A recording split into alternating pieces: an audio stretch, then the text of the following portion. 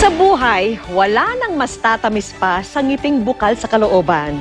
Kaya naman nais po naming masilayan ang magbibigay sa amin ng kasiyahan, 200 ngiti mula sa ating mga kababayan.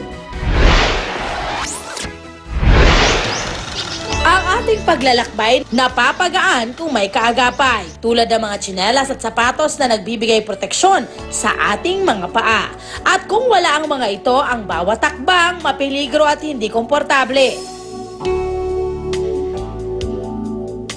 Ganito ang sitwasyon na nakita namin sa malayong bayan ng Botolan sa Zambales. Ang ilan sa mga residente rito hindi nakaranas magsuot ng tsinelas o sapatos. Palibhas ay pagsasaka at pagtatanim ng gulay ang ikinabubuhay nila. Kaya naman mas sanay sila na nakalubog ang paa sa lupa. Sa tahanan at sa sakahan matitiis ang pagyayapa. Pero iba na ang usapan kapag pumapasok na sa paaralan. Sa pag-aaral, dapat komportable ang bata para makapag-isip ng mabuti at makagalaw ng maayos.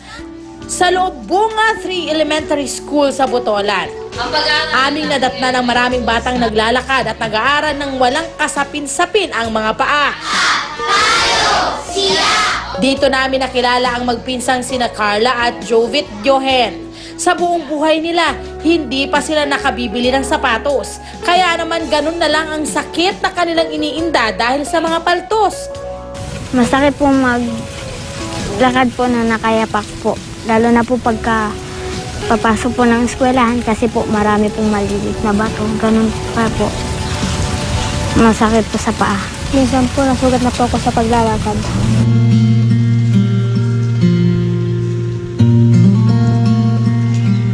Minsan po nanghihiram po kami ng sapatos. Kasi po wala po kasing kaming pambili po.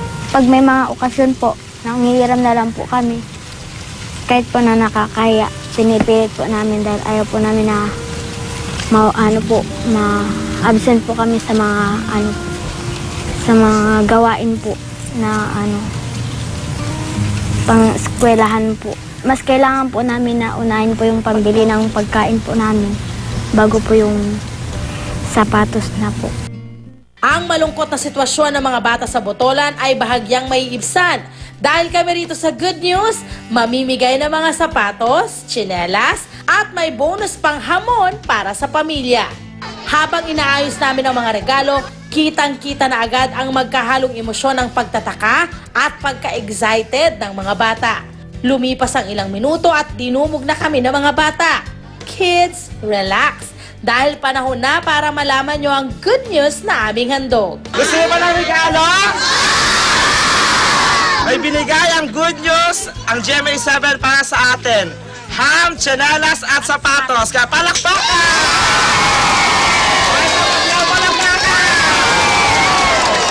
Ang mga paa na walang sapit, ngayon malalagyan na ng tsinelas at sapatos. Kaya simulan na ang pamimigay.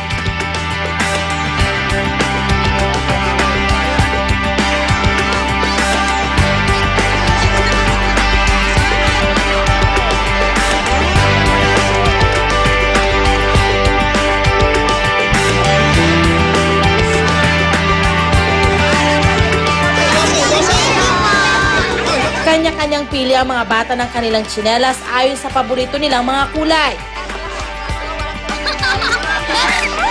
May asul, berde at rosas. At pagkakuha ng sapatos, ibinigay na namin ang libre nilang pagkain, ang hamon. Ang magpinsang si Carla and Jovi, masayang-masaya rin sa kanilang natanggap na sapatos at tsinelas. Sobrang saya po namin kasi po magagamit na po sa pagpasok po namin sa next year po, may sapatos na po kami. Tsaka po para po hindi na po kami maiinggit sa klase namin.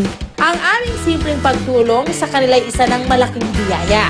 At sa halos 200 tsinelas at sapatos na aming ibinigay, sinuklian kami ng mga ngiting hindi mapapantayan. Naway ang aming inihandog na regalo ay magsilbing inspirasyon para magpatuloy sila sa paglalakbay patungo sa tagumpay. Maraming salamat, Good News!